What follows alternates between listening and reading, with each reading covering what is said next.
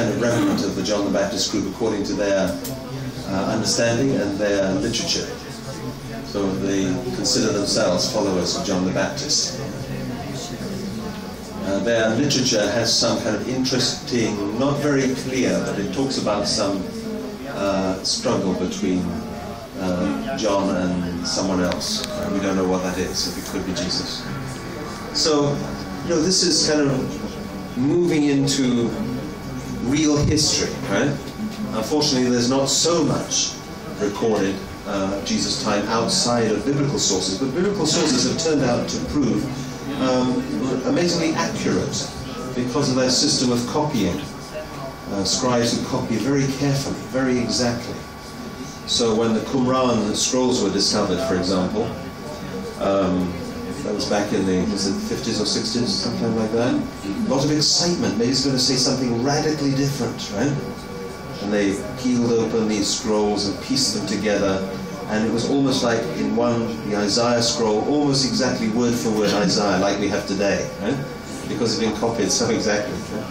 Right? Some kind of little indication, but nothing so radical actually. It's a tradition has been passed on very well. But one thing we can know is that in Jesus' lifetime, nobody was writing anything down.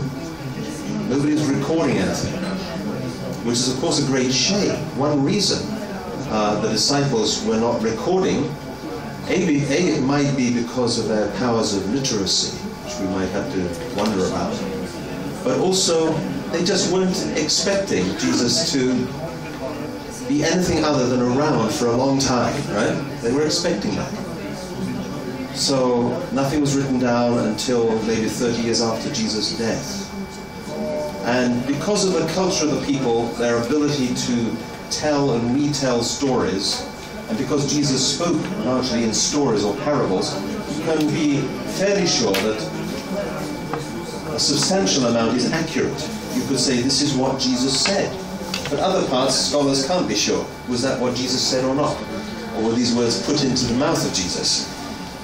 Hard to say, isn't it? But even then, when you put the words of Jesus together, the actual words that are attributed to Jesus, it comes out like a small pamphlet. Right? It's a small little pamphlet. Somebody could hand you outside the railway station or something, right? It's just a small. Sadly, in a sense, very sadly, because how much more would he have shared in his lifetime? And how much more did he want to say if he had that opportunity? Only 3 years of public life since he emerged on the scene, really burst onto the scene, really, because from early on, as we see, gains a lot of interest because of the heightened level of expectation amongst the people. Now, John, we said, is in prison. And a very telling set of verses are here in Matthew 11, Matthew chapter 11. From prison, John, obviously he's, able to communicate to some of his disciples. Maybe they can speak through the bars or the window outside or something, because he speaks to his disciples. And it says, when John heard in prison about the deeds of the Christ, what Jesus was doing, he sent word by his disciples and said to him, "Are you he who is to come, or shall we look for another?" So John has this question going on in his head. He's hearing about what Jesus is doing, he's healing people, he's preaching, he's gaining followers, but John is out of action, he's in prison. He has the mind to ask his followers to go to Jesus and ask him this question: are you the one who is to come? In other words, the Messiah. Again, it shows that he is thinking that the Messiah is going to come in the future, right? Are you the one who is to come? Or shall we look for another? So what is this revealing about John's mind and John's heart towards Jesus? These are words of somebody who has serious doubts, right? He's doubting. If he really ever believed that Jesus were the Messiah, he's having doubts now at this point, enough to send his disciples to him. And you might then think, well, what kind of question is this to ask Jesus. If John is the person coming in the spirit and power of Elijah, and his father received this revelation, and if he received this kind of confirmation with the Holy Spirit like a dove descending on Jesus and heard the voice of God, and if all this was kind of pointing to the fact that Jesus was the Messiah, and now he's doubting, what kind of question? Can Jesus really answer this question? He can't say, yes, I am, because it's taking away responsibility from John. Would John then say, okay, then I'll follow you? It's kind of a funny question, isn't it? If you don't believe in the person, why are you going to believe in their answer? Why should he believe in Jesus' answer if he's doubting Jesus?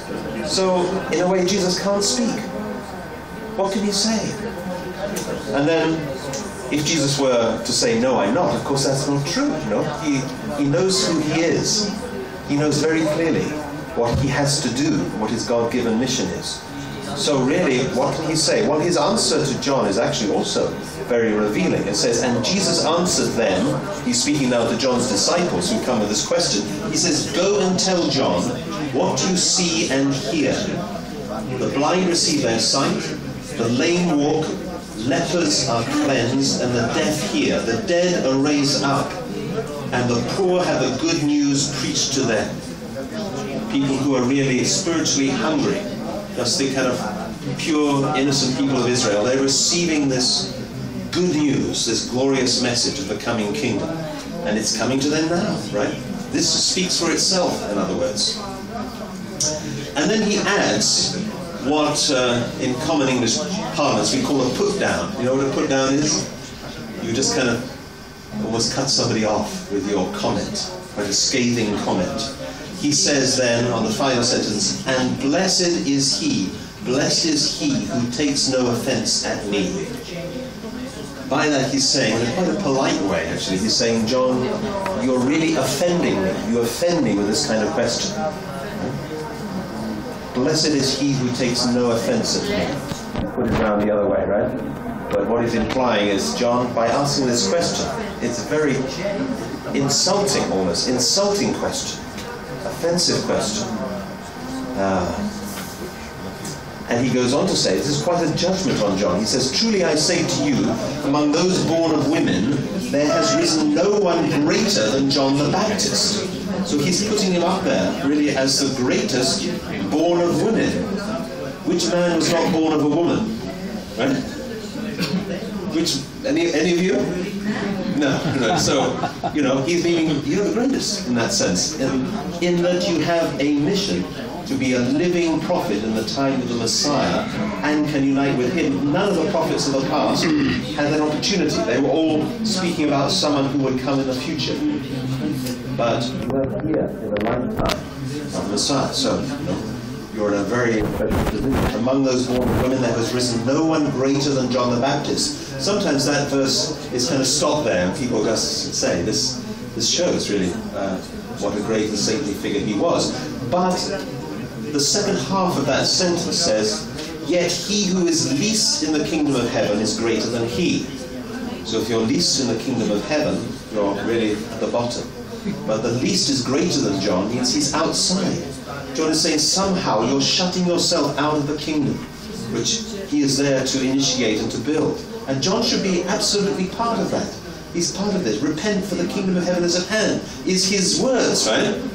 And Jesus saying, actually, you are less than the least, right? In the kingdom of heaven. So again, quite a strong condemnation of John at this stage. The writer of the Gospel of John adds, after John says, interestingly, he says of himself, he must increase, Jesus must increase, but I must decrease. It's this kind of conclusion. Maybe that's the feeling he has in prison, like he's going out of the picture now, right? Jesus obviously is rising up, and he is out of the picture. Perhaps he thinks this is how it's meant to be. We don't know.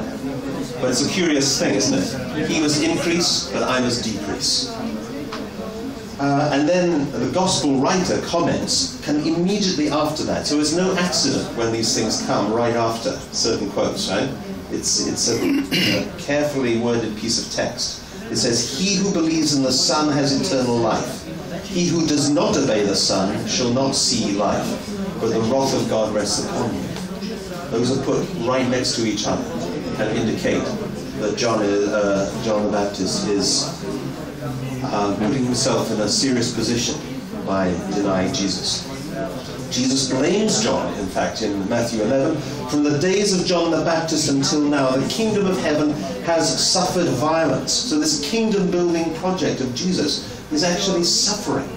It's thrown into real question because of what John has failed to do. And he says that men of violence take it by force. It's perhaps hard to know quite what that means. It's rather descriptive language. But we could imagine that it really means that the first people who should be able to carry out this mission are not the ones who are doing it. It's people who are more rough and ready. They're less educated, they're less cultured, they're a bit rougher in their manner, and this throws into question. I don't know if I can put it this way, but I suppose this is more a personal view. But I feel that the way that we have accepted things up to now is, if it happened a certain way, it was meant to happen that way, right? If things happened a certain way, it was meant to happen that way.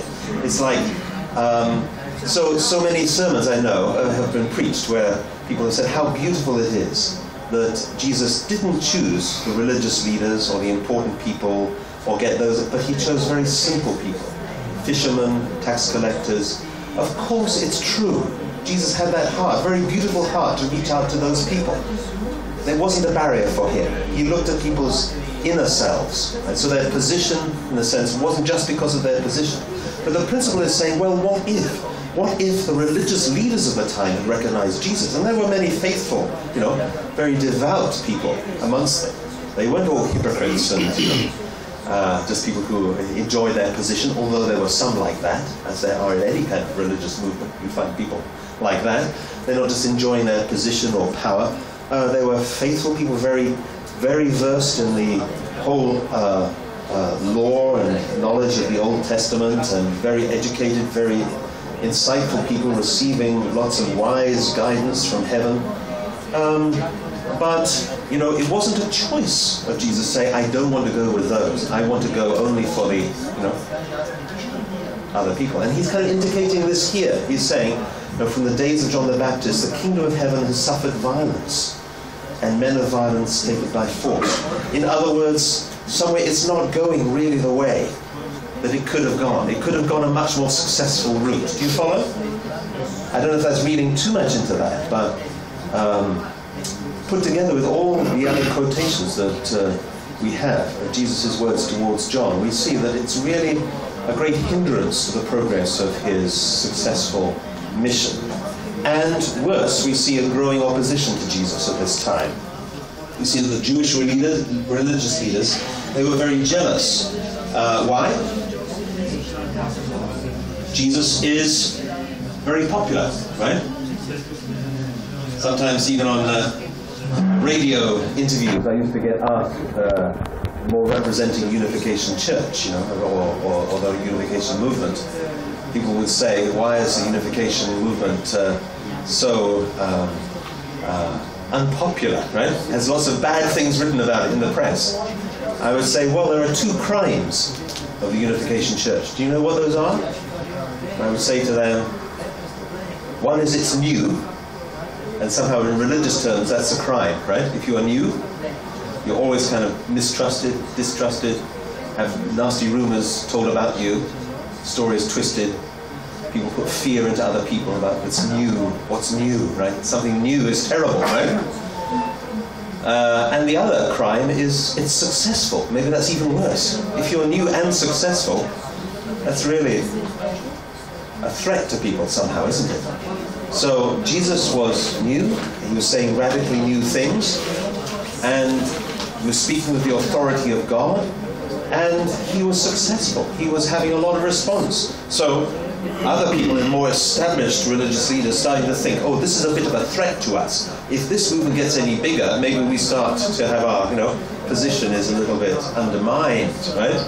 Or people will start following this person and they're not following us. So this kind of thing is coming from the fallen nature, isn't it? This kind of fallen nature. If they were really concerned about doing God's will, They would be so happy to find this person.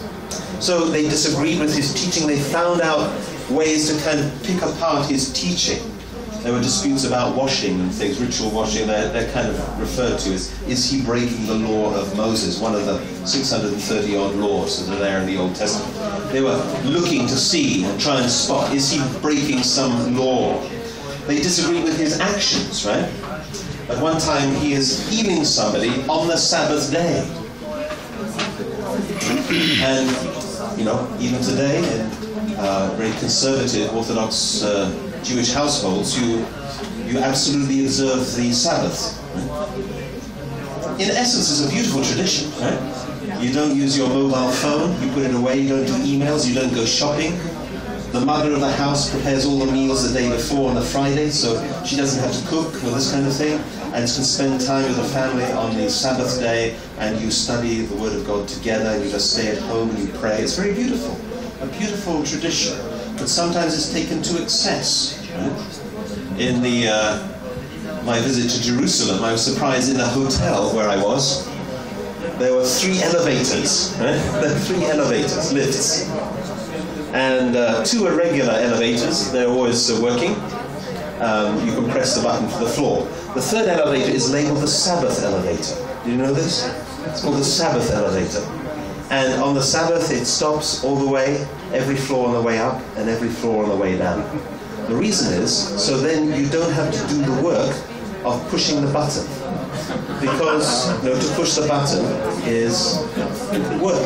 Now, I don't say that to kind of make fun of, you know, of such tradition, but it is a warning to us, I think. My personal view is a little bit of a warning that sometimes we can take our religious dogma to excess, right? And here they were doing it with Jesus already. He was healing somebody on the Sabbath, and they said, you shouldn't be doing that, because healing somebody is work, and you shouldn't be working. But of course, Jesus' heart was, you know, if somebody needs healing, I will heal them, I will help them. Monday, Tuesday, Wednesday, it doesn't matter what day, right? This is the Lord's work. What better thing to do? But they tried to accuse him because of this. That's the point. They're looking for some accusation. And his work, his appearance and his deeds didn't match their idea of what the Messiah should be like. Perhaps one aspect is from their eyes, lack of education. He was probably largely self-educated, as we saw him at 12, going to have discourse with the priests in the temple. So maybe in their eyes, he wasn't the person that they imagined. They were judging from their own worldly perspective. And again, we can see that's very much an aspect of fallen nature. So people became outraged about the things that he claimed about himself. They took issue with this. He said he was the manifestation of God. I am in the Father, and the Father is in me. He had absolutely right to say that. But they thought, how can any person say that? And they accused him. He said he was greater than the temple, right? Destroy this body and I'll raise it up in 3 days. He was talking metaphorically, and that's of course what he did. His body was destroyed and it was raised up in 3 days. He was already saying that to people, and yet they thought, oh, you're saying you're greater than the temple. Was he greater than the temple? Of course. Absolutely. Right? We talked about kind of symbol stage is the tablets of stone, and then the image is the tabernacle and the temple, and the substantial temple is Jesus, the body in whom the Spirit of God is dwelling. This is the substantial temple. So he uses this terminology about himself, doesn't he? He's identifying himself with this temple terminology, really indicating that he is that substantial temple. You can tear it down, but it will be raised up again in 3 days, right? And so Father Moon has continued on to use this kind of temple metaphor as well. Remember, the temple has the holy place and the most holy place? Well, what does Father refer to when he's talking about the most holy place? Anybody know? Sexual organ. It's your sexual organs, isn't it? No? This is what he took, the most holy place. He's using that same metaphor because in the end that's what it comes down to, is that the most precious place for passing on love, life and lineage. You know, that is where God is going to be present, and this is the process. So he said he was greater than the temple, got accused for that. He claimed to be more important than Abraham. He said, before Abraham was, I am. That's a curious question, isn't it? Before Abraham was, I am.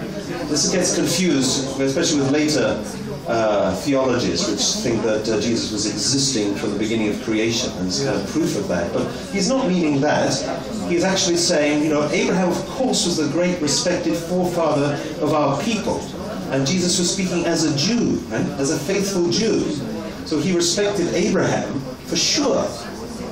But before Abraham was, I am. That means even Abraham has to come through Jesus for his rebirth. Abraham in the spirit world has to come through Jesus. Jesus is like a new ancestor for humankind.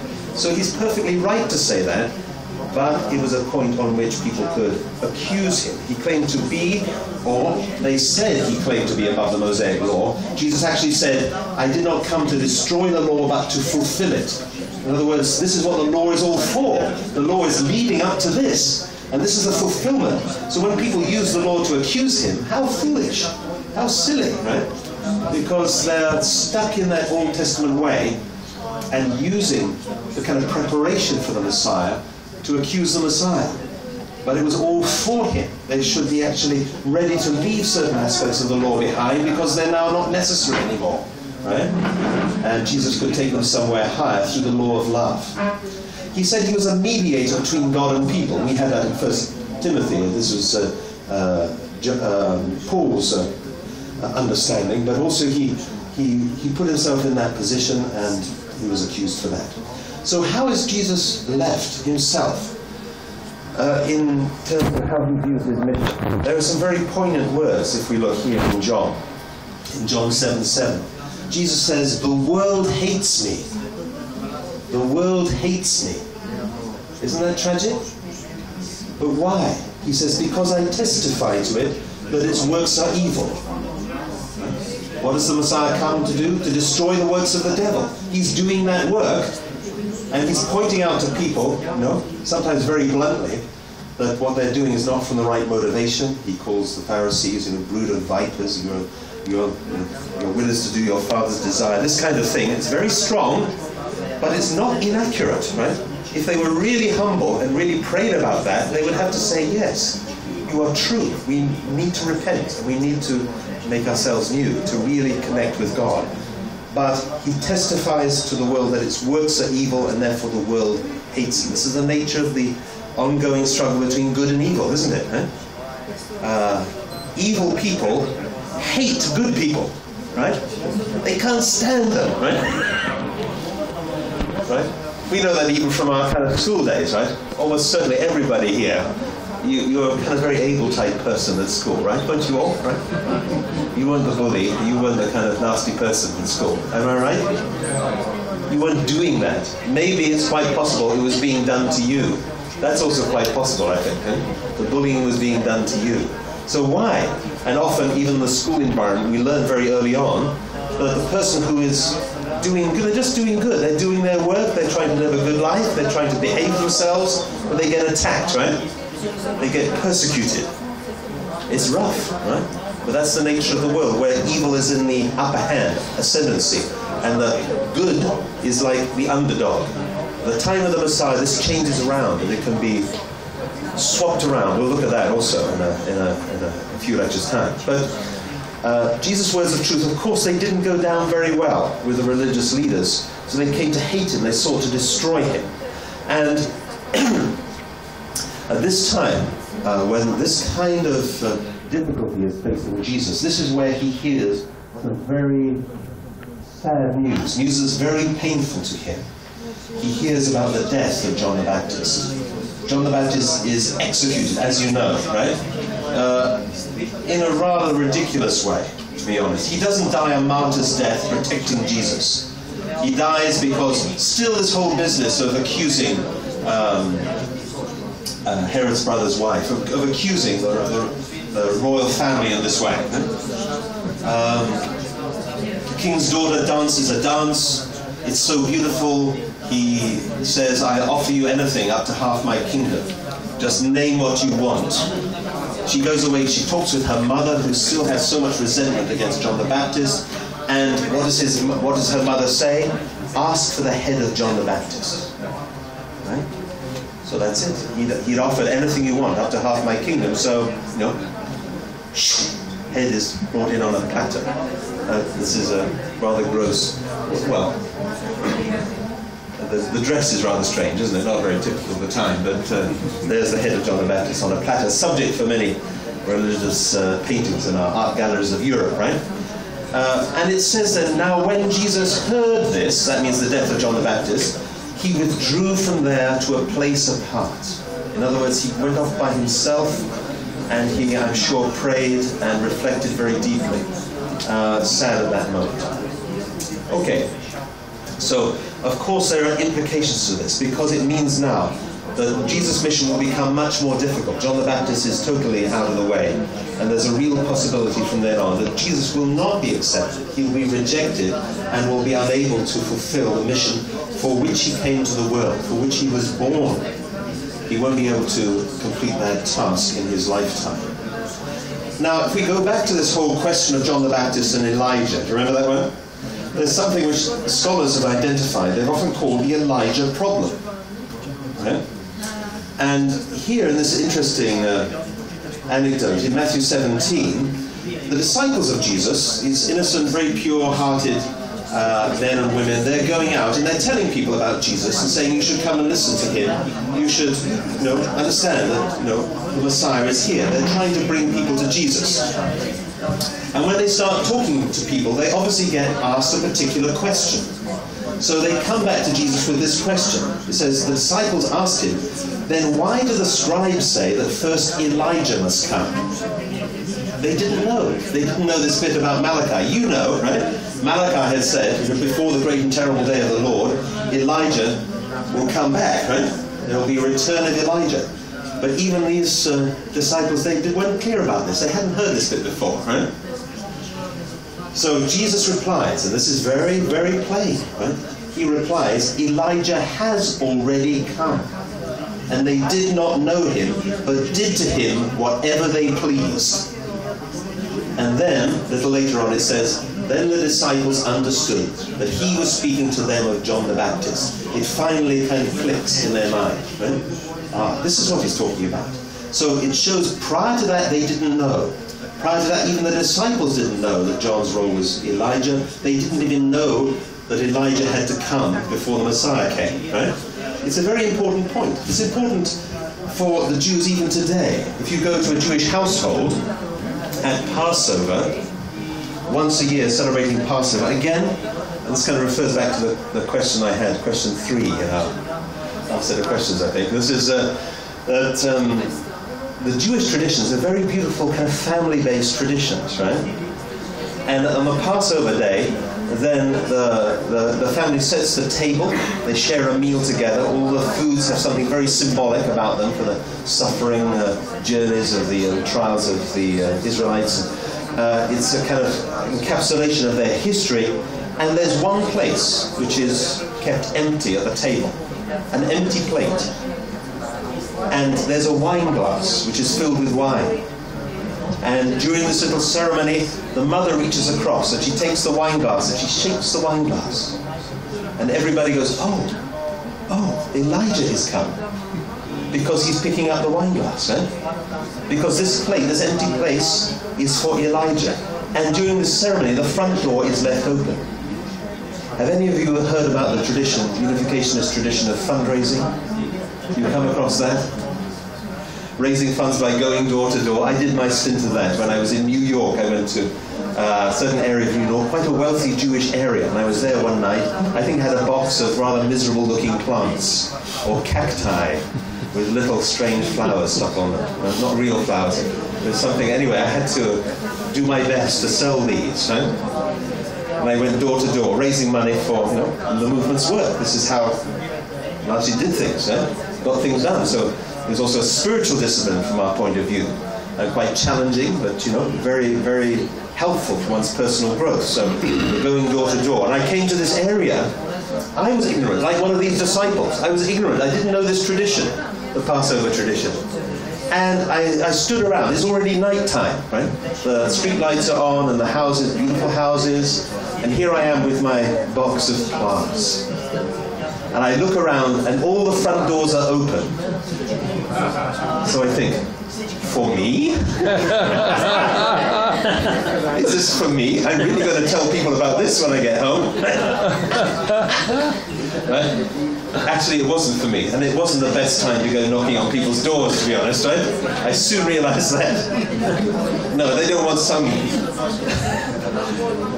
young upstart coming to their door with this tray of motley flowers and in the middle of their ceremony. No, I realized actually it wasn't a good evening for fundraising. I thought it was going to be very good, but it turned out to be bad. So this is the tradition. So even today, the Jews are waiting. Of course, they're waiting for the Messiah, not having recognized Jesus as the Messiah. They're waiting for the Messiah to come. And what's the sign that the Messiah will come? Elijah will come first. So they're waiting for Elijah. So all these ceremonies are kind of waiting for this. Right? So even these disciples, they didn't know this. But the penny dropped. The disciples understood he was speaking to them of John the Baptist. So this is the significance of John.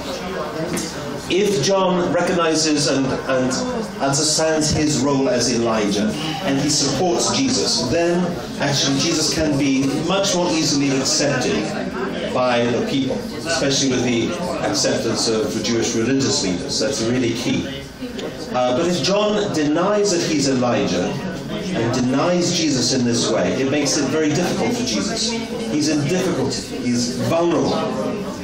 And, the question is, who do people believe? Do they believe Jesus or do they believe John?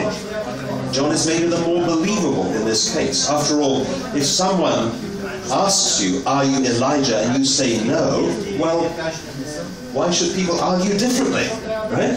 If you say you're not, then you're not. But yet Jesus was indicating very strongly he was this Elijah figure. And he was the one to make ready and prepare the way of the Lord. This is Jesus' difficulty. We said how difficult it is to testify to yourself, right? Whatever you're doing, any kind of accomplishment in life, you still need others to kind of spread your achievement or your greatness, right? Even if it's a scientific discovery or something. It still needs a peer group of respected people to test your theory and then say, this person's theory is very good, it's very commendable. You still need that. You can't just say yourself. So here's Jesus' difficulty expressed in John 8. It says, and again Jesus spoke to them, saying, I am the light of the world. He who follows me will not walk in darkness. This is still looking back to those prophecies of Isaiah, isn't it, right? Bringing light where there is darkness. But they will not walk in darkness, but will have the light of life. And then the Pharisees, these keepers of the law, they said to him, maybe wagging their fingers at this time, right? You are bearing witness to yourself. Your witness is not true. This is the difficulty, isn't it? You're bearing witness to yourself. They automatically assume your witness is not true. So, John denying that he's Elijah makes Jesus look as though he's an imposter. He's just saying he's the Messiah, or his followers are saying that he's the Messiah, but he's not. He's just one of these other, what were many people in the time who were maybe claiming to be or were possible candidates for the Messiah. He was just one among many. And the Jews said, well, no, we don't think it's this person. We don't think this person. So Jews today respect Jesus as a great teacher, as a man of God, but they think he wasn't the Messiah. He wasn't in this role. From their point of view, he wasn't doing the work of God. He wasn't in the work of the Messiah. He wasn't coming in the way which they were expecting. And to some extent, of course, Jesus at this time in his life was not standing publicly as the Messiah. He was in the role of John the Baptist. He had to assume that. So how difficult for the Jews to recognize and to follow without such support as from John. So he offends religious leaders, right?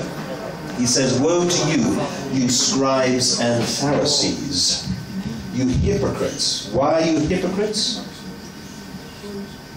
Because you shut the kingdom of heaven against men. For you neither enter yourselves, nor do you allow those who would to go in. So these religious leaders are standing like a block They're denying Jesus. They don't see his merit. They don't see him as the Christ figure, as the Messiah that they're expecting. And by taking this position, they're also influencing all their followers. They're turning them away. They're probably saying to the followers, oh, don't follow this person. Don't listen to him. He's a false prophet. He's a false Messiah. Don't listen to him. So they're blocking their own route to heaven and blocking the route of others. Therefore, he feels a lot of indignation towards these people. They're quite strong words. This is why, especially in Matthew.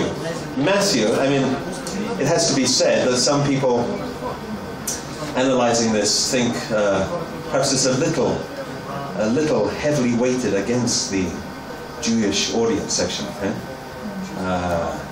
For Jews, they feel that the Gospel of Matthew is rather anti-Semitic, actually.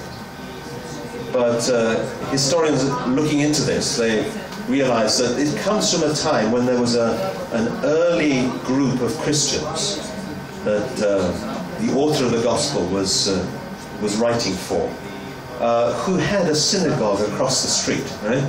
And they had a lot of difficulty with the Jewish authorities and the scribes there. So somewhere, a lot of this slightly strong language survives, and Jesus is there saying, you are like whitened sepulchres, like tombs, right? That just contain empty, dead bones, right, and dust.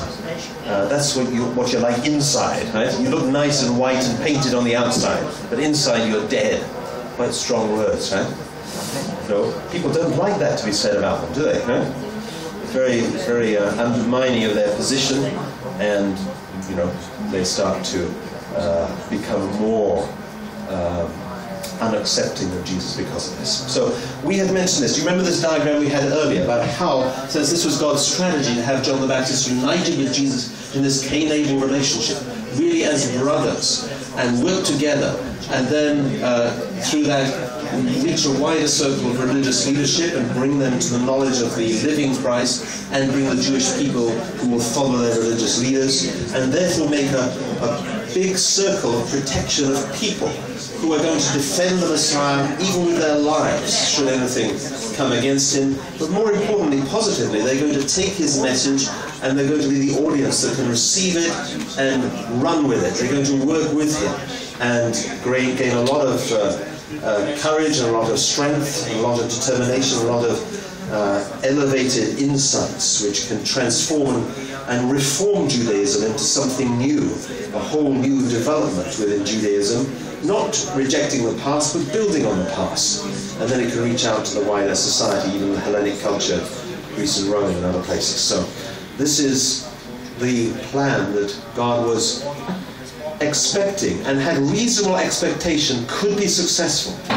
If God did not believe that this could be successful, he would not send the Messiah at that time. It had come at the end of those 6 long periods of preparation for the Messiah, making a foundation to receive the Messiah, and it was potentially there enough that all that foundation to come to Jesus' feet and be utilized in the building of God's kingdom and the transformation of the people. But with this broken relationship between Jesus and John now dead, it means Jesus is left in a very vulnerable position.